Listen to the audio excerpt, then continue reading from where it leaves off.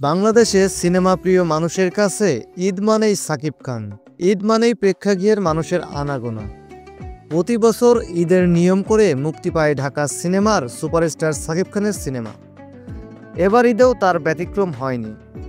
ঈদের দিনেই মুক্তি পেল মেহেদী হাসান হৃদয় পরিচালিত এবং সাকিব খান অভিনীত সিনেমা বরবাদ। সিনেমাটির ট্রেলার প্রকাশ্যে আসার পর থেকেই দর্শকও অপেক্ষায় ছিল বেশ। মুক্তির প্রথম দিনেই বোঝা গেল আলোচনা শুধু মুখেই নয়, প্রেক্ষাগৃহে সাড়া পাচ্ছে বরবাদ। বরবাদ সিনেমার বাজেট 15 কোটি টাকা। প্রথম দিনে বক্স অফিসে বরবাদের আয় হয়েছে 36 লক্ষ টাকা এবং সিনেমাটিতে সাকিবের সঙ্গে জুটি হয়েছেন কলকাতার ইদিকা পাল।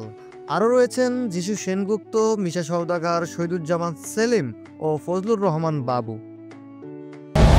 সবকিছু বরবাদ করে দেবে।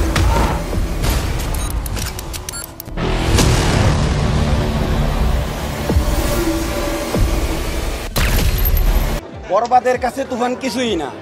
বরবাদ অসাধারণ অসাধারণ ভালো ছিল ভাই।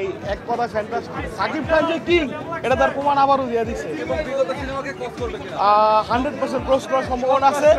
আর জিল্লু মালদে এটা একটা অসাধারণ ডায়লগ, অসাধারণ। সবাই তার অ্যাক্টিভিটিস, সিনেমার যে সিকোয়েন্স বা তার যে ভাবমূর্তি, এটি আমি মনে করি বাংলাদেশের এর চেয়ে বড় অ্যাচিভমেন্ট সাকিবের আনবে। এত সুন্দর আমার মনে হয় করবে। এখানে সবকিছু অনেক মডার্ন ছিল, তো আশা করছি মানুষ এই ঈদে সিনেমা হলে আসবে। সাকিবের জীবনটাও বরবাদ, আমার জীবনটাও বরবাদ।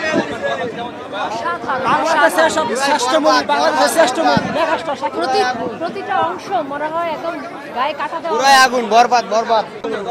10-10 খুব সুন্দর সিনেমা, সবাই দেখবেন।